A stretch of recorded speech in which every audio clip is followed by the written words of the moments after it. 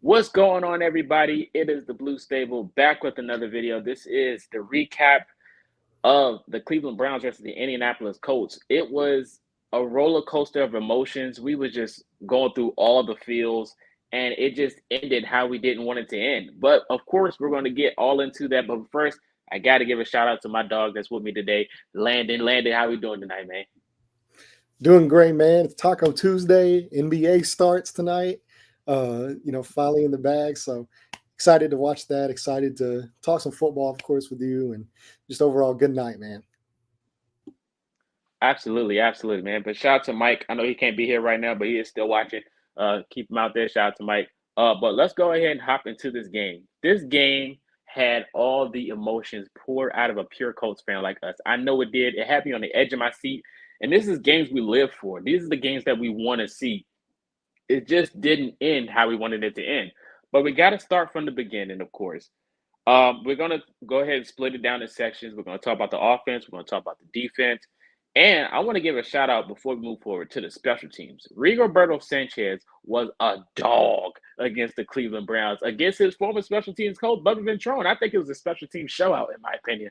But shout out to all the former Colts players on the Cleveland Browns, and shout out to Bubba. What was your thoughts about seeing Bubba in that Cleveland Browns special teams? Because they was a unit.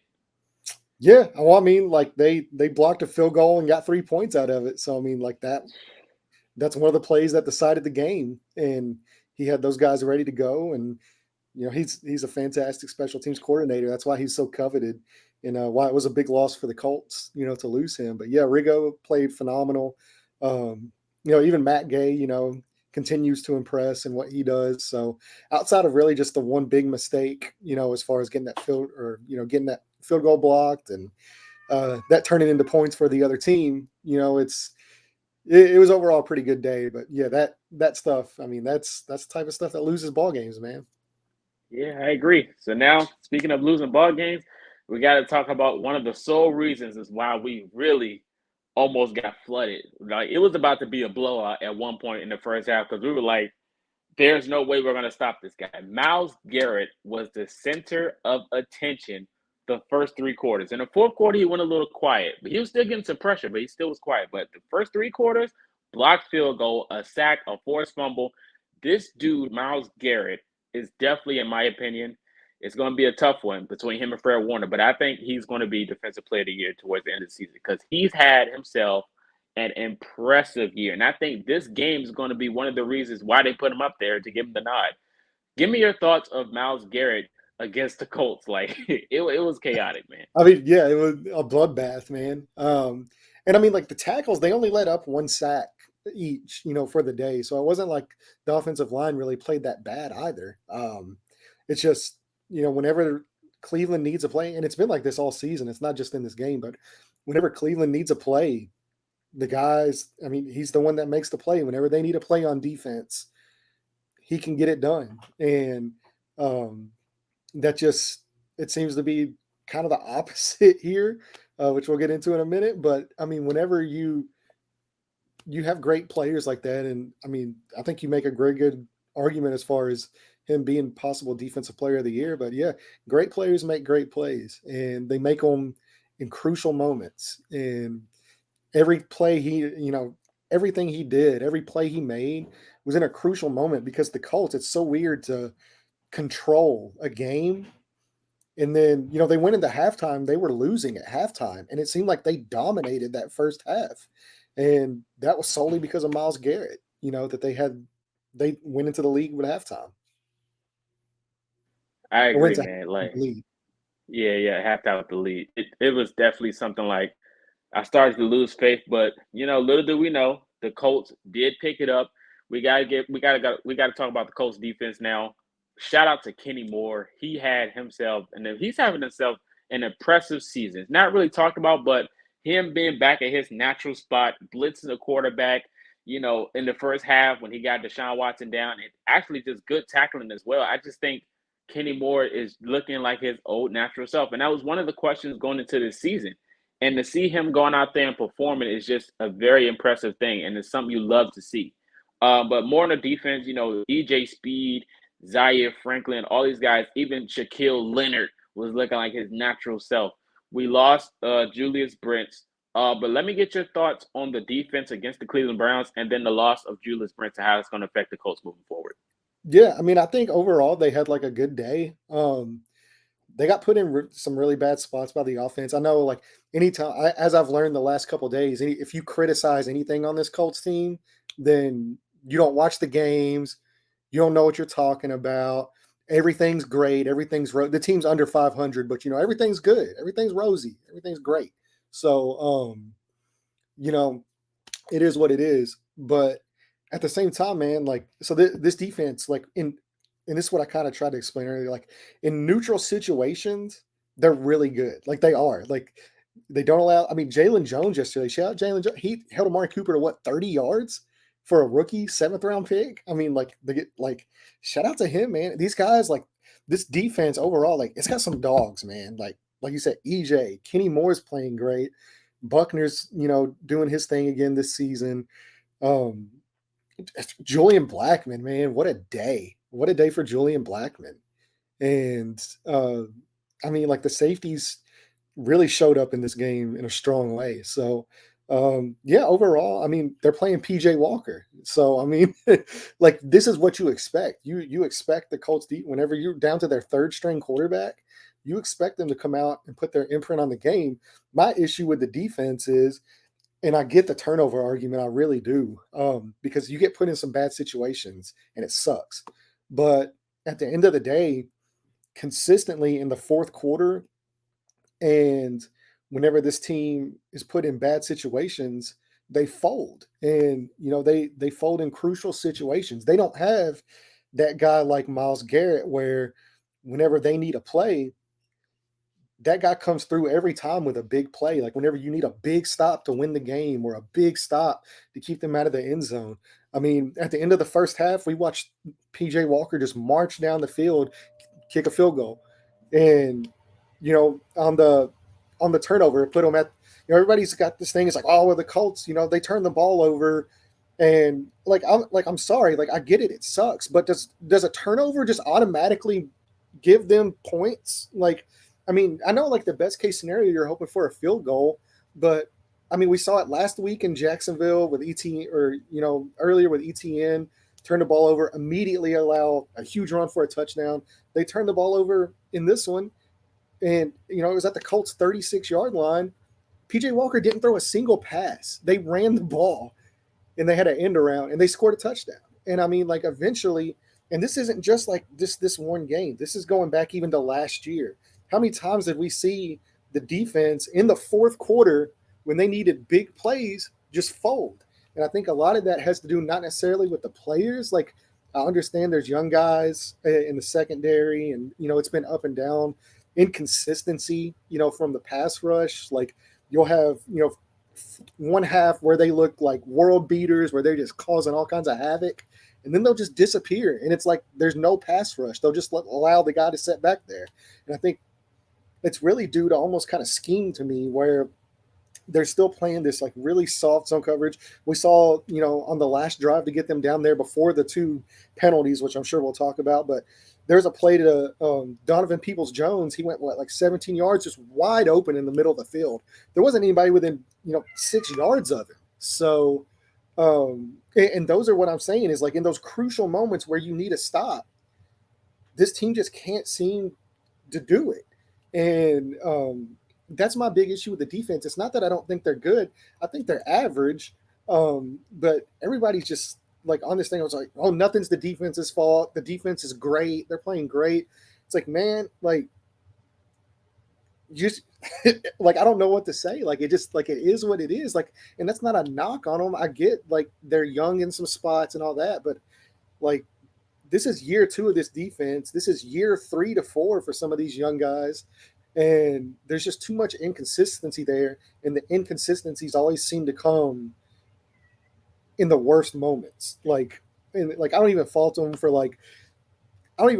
that play to Elijah Moore. Like that was just that's a great pass. Like Yeah. like there's nothing you do about that. That's just like the one great pass he had. Like, but the rest of it, man, like you just can't let, and I know like the penalties and all that, and like it would have been a turnover. I get that, but this to me isn't like a one game thing. This isn't like this isn't even a 2 game thing.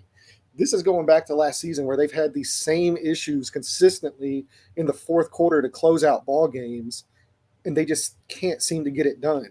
And what you saw yesterday, Cleveland is almost kind of like the opposite with Myles Garrett, where it's like whenever the defense needed a big play, they were going to get it. And I mean, until I see some consistency and stuff, and more creativity from Gus Bradley, instead of just allowing these guys to set back and pick you apart. Like whenever they blitzed, they're so effective. They blitz Kenny Moore, they blitz EJ Man, Speed. Like these guys were like so effective when they're blitzing, and like you're playing this prevent defense. Like we're not going to give up these big plays, but they're still giving up the big plays. That's the thing. it's Is like man. they're still giving up explosive plays while they're trying to prevent explosive plays. So if that's not working, I don't understand why you don't just try something new. Like maybe send EJ Speed on a blitz, maybe get in his face. And I mean, it's easy for me to sit here and say, on a computer screen, and I'm not in the room. I get all that. I know all the jargon that people are going to come at me about. It is like whatever, but that's it. Just kind of is what it is, and um, they just haven't put their best foot forward. And you can keep. I think like they've allowed like 160, 190 points or something this year so far, and like what like 35, 40 of those have come off turnovers, and everybody wants to just focus on those 35 or 40, and they don't want to focus on the 160 Like, other points that have been scored. So it's not an excuse to me. Eventually, when it comes down deep in a ball game where you're going to need your defense to make a play, I just need to see somebody make a play to close out a game, and that just doesn't seem to be there for this defense.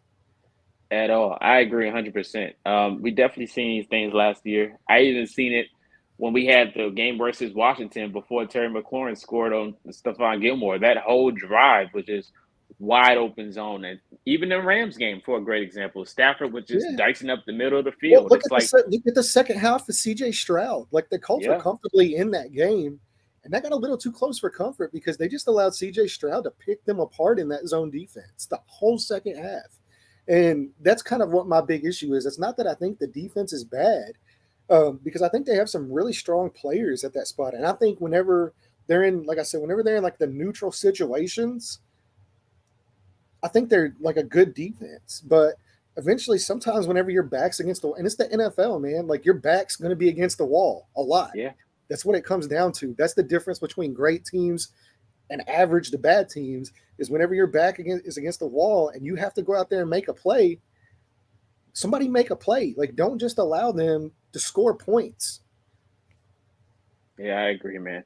I feel like, personally, I feel like this defense is more relied on the defensive line than it needs to be.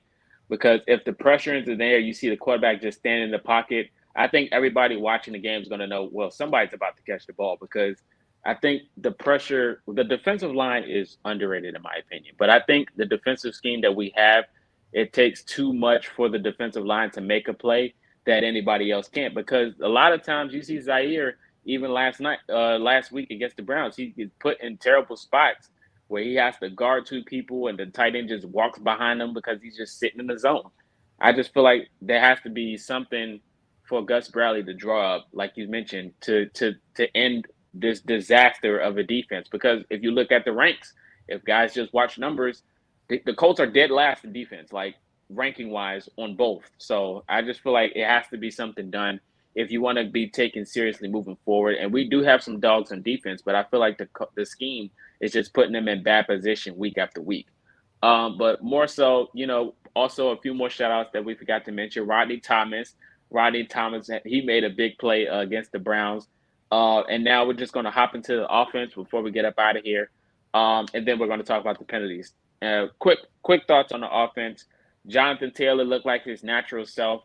Shout out to Jonathan Taylor. I do think this running back duo is going to be a deadly threat moving forward. And that's one of the things that's keeping my hope alive for this season is this running back duo because they've shown promise. Even Gardner Minshew, when he's comfortable, he was showing promise. So it's like some of these things, his inconsistencies, his bad habits, he has to fix that himself. And of course, you can't change yourself when you're prone to these things moving forward. But he did show promise. The wide receiver group, in my opinion, was the best. I think this is the best I've seen them play all year. All year, man. All of these guys, besides what Michael Pittman Jr. said in the press conference, I think all of these guys were hitting on all cylinders. Let me get your thoughts on the offense and Jonathan Taylor this game. How do you feel about them moving forward? Yeah, well, I mean, I love the offense. I think like what they do, it's almost like the tale of two different like sides of the ball. It's because on offense, like they're so aggressive and they keep you off balance and they keep you guessing, and you don't ever know what they're going to throw at you. Like the Gardner Minshew touchdown runs, like come on, man, like nobody expected that. And like just some of the stuff that Steichen does, the aggressiveness he plays with, and you know it really keeps defenses off balance and it makes it tough. Whereas like on the defensive side of the ball, it's just like play it safe. We're not going to change anything. We're gonna play our brand of football, and like if that's not working, then oh well. We're not going to change anything. Let's just play it safe. And um, I love the offensive side of the ball. Obviously, turnovers you got to stop. Like you can't keep turning the ball over. You just can't because you're going to get beat every week if you turn the ball over like they have in the last two games. Um, but outside of that, as far as like the scheme, the offensive line's performance, running the football, Jonathan Taylor being back, it seems like he's still kind of like he hasn't hit that like fifth gear that we know he has in him. So I mean, I'm sure some of that could still he just needs time to get back into like 100% shape. But I mean, yeah, he looked phenomenal at catching the ball. That he made a huge catch on that wheel route, man. Like took a shot, took the contact, held onto the ball. Like, I mean, yeah, he's looked phenomenal. Zach Moss, obviously what he's done this season has been great. Um, Gardner Minshew, whenever he doesn't turn the ball over, um, I mean, we knew what he would be. I mean, he's a guy that like he can keep you afloat in games if he doesn't turn the ball over, and they can wing it. Like I feel like if they didn't have the turnovers in this game, they win by like 20 points. Like they blow Cleveland out. But you I know, agree. you but you keep giving teams chances in the NFL, and they're going to keep taking advantage of it. And until that can happen, until those call, the for every great play you make, like if you make a turnover, man, it's the great equalizer. It's the greatest equalizer in the game is turnovers. Um, so yeah, if they can just knock those down, I love what this offense does. Like I love the way Steichen schemed against Jim Schwartz's defense. I mean, he had them on the ropes all day, just trying to guess where the Colts were going. And um, yeah, it's I think going forward, it's really promising for this offense and makes me super excited for next year. Like if Richardson can get back and stay on the field, and Josh Downs, man, Josh Downs, like what a dog, man. Like that, like the kid's just good. He's just good at football. Alec Pierce, like I mean, I know like Man, I've criticized Alec Pierce in the past, but like he showed up this weekend, and that's what you need from a guy like that. He really showed up in a big way. So hopefully this is a catalyst for him moving forward. Michael Pittman, I don't really like put any onus on his. I mean, like that's a frustrating loss, man. Like that is frustrating, and I think in the moments, just emotions were high. He felt like he could have done more to help the team win the ball game. I I don't think it's chalks up to him being a diva or I mean I've already seen people on Twitter starting to turn on him already, and it's just crazy how quick they can just turn on you like that.